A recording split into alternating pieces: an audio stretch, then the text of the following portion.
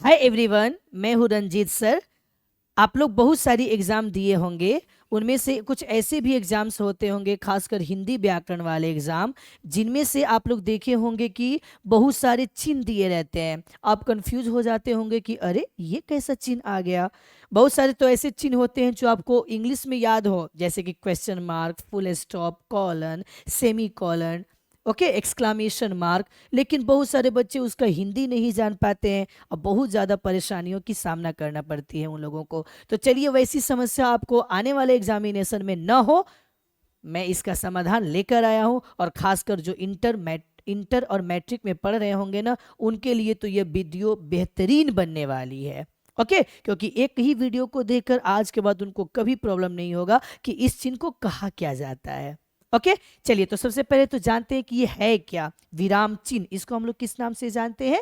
विराम चिन्ह से। ओके, तो हिंदी व्याकरण में कई तरह के चिन्ह होते हैं जिनका इस्तेमाल वाक्यों को पढ़ने और लिखने के लिए किया जाता है। इन्हें विराम चिन्ह कहते हैं। क्या कहते हैं? विराम चिन्ह कहते हैं। ओके, आगे, इनका इस्तेमाल पाठ को सरल बनाने, भाव बोध के लिए और वाक्यों के बीच संबंध दिखाने के लिए किया जाता है।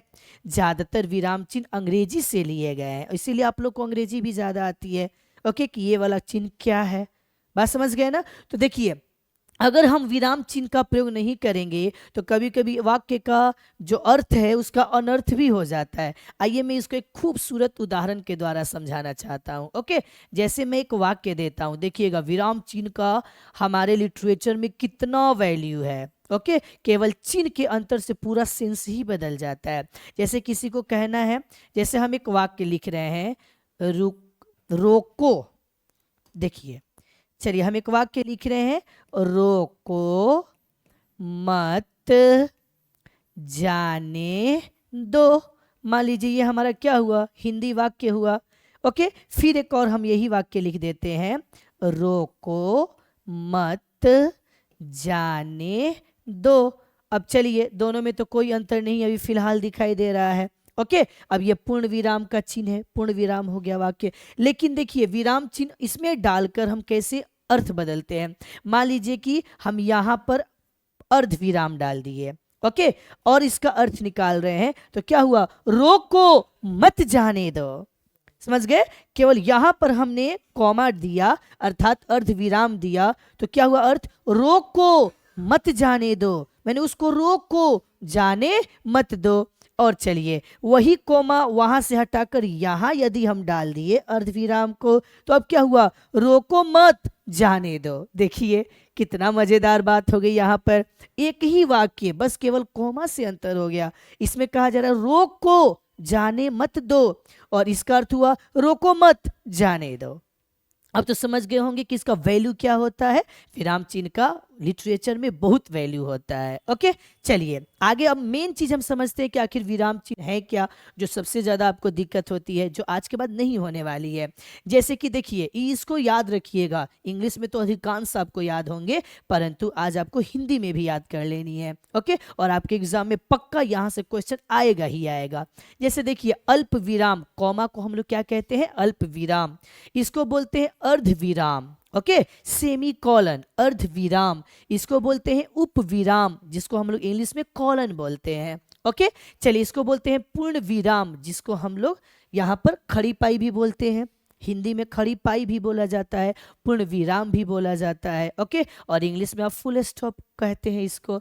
आगे, प्रश्नवाचक चिन्ह, ये तो आप सबको मालूम है। विस्मयादि बोधक चिन्ह, ये भी आपको मालूम है। संयोजक चिन्ह, जैसे माता पिता के बीच यही वाला चिन्ह आता है। ओके, विवरण चिन्ह, जब भी आप कोई चीज लिखते हैं, उसका उदाहरण पुट करते हैं, तो ये वाला चिन्ह आप देते हैं।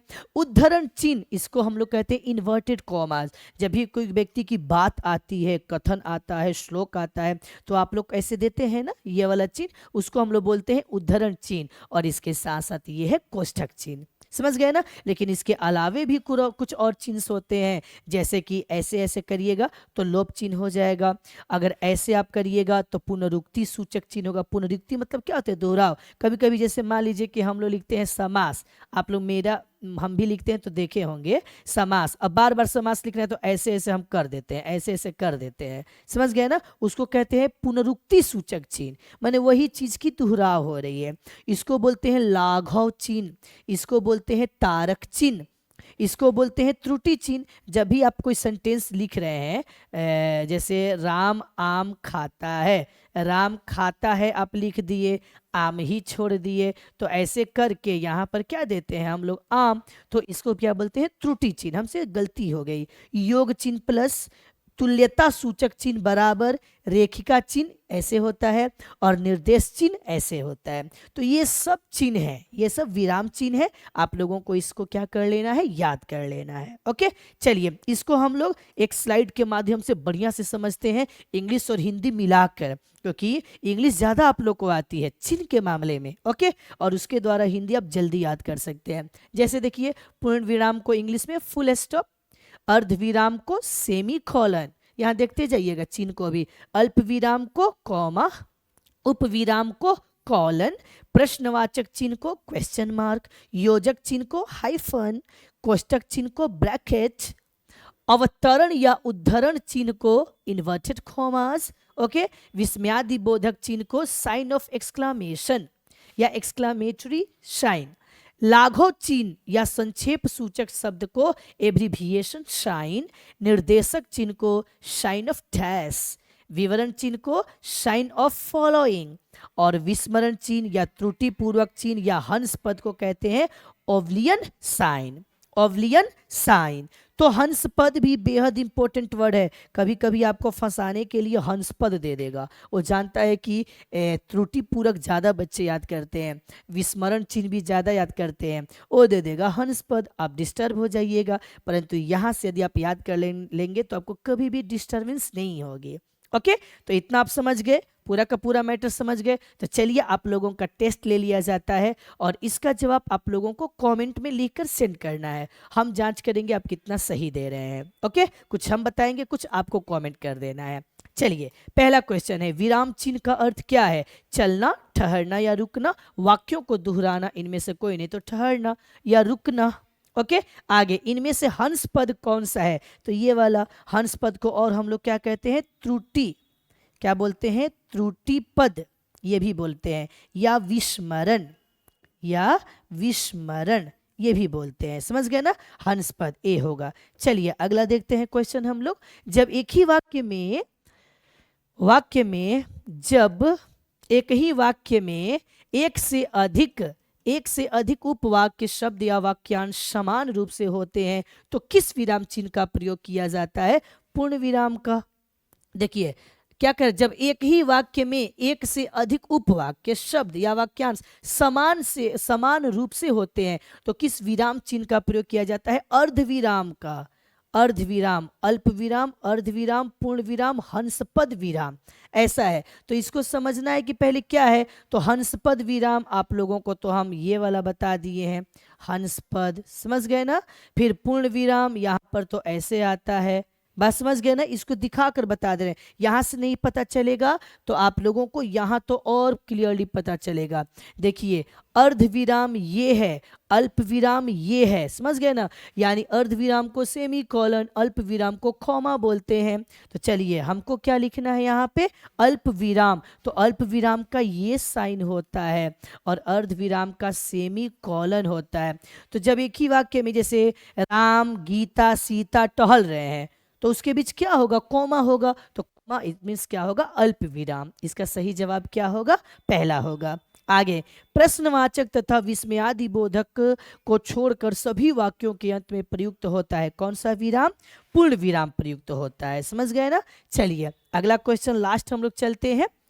आपने अपने खेत बेच दिए, इसमें कौन सा विराम चिन्ह आएगा? तो कौन सा आएगा? प्रश्न। यहाँ पर हम प्रश्न देंगे, उससे सवाल करेंगे, आपने अपने खेत बेच दिए, तो ये हाँ या ना बोलेगा। ओके, तो ये हो जाएगा प्रश्नवाचक। चलिए और है, निम्नलिखित विराम चिन्ह का सही नाम बताएं कि इसका सही नाम क्या है?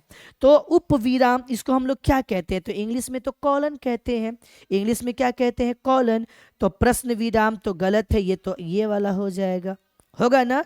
अब यहाँ पर देखना है उपविराम है कि अल्प विराम, तो अभी तुरंत आपको दिखा है यहीं पर स्लाइड, आप यहाँ देख सकते हैं, समझ गए ना। अल्प विराम मतलब कॉमा होता है, उपविराम मतलब कॉलम होता है, समझ गए ना। तो चलिए इसका हम लिख कर आपको दिखा दे रहे हैं। तो यहाँ पर कौन सा चिन्ह है, यहाँ पर ये वाला चिन्ह है, तो ये क्या हो जाएगा, उपविराम हो जाएगा। क्या हो जाएगा, उपविराम, क्योंकि अल्प विराम में तो ये हो जाएगा, उपविराम में तो ये हो जाएगा, समझ गए ना। तो इसका सही जवाब होगा पहला। और this is your last question, और इसका जवाब आप लोगों को कमेंट सेक्शन में देना है कि क्या होगा। निम्नलिखित वाक्य में से सही विराम चिन्ह युक्त वाक्यों को चुनिए, कौन सा सही है। अरे तुम इतनी जल्दी उठ गए, अरे तुम इतनी जल्दी उठ गए, अरे तुम इतनी जल्दी उठ गए, अरे तुम इतनी जल्दी उठ गए। चारों तो अरे तुम इतनी जल्दी उठ गए ही है, लेकिन आपको बताना है इसमें से चारों में से कौन सा जो चिन्ह है वो बिल्कुल सुटेबल है। ओके, तो इसका जवाब कमेंट सेक्शन में दीजिएगा। आज के लिए इतना ही, बाय।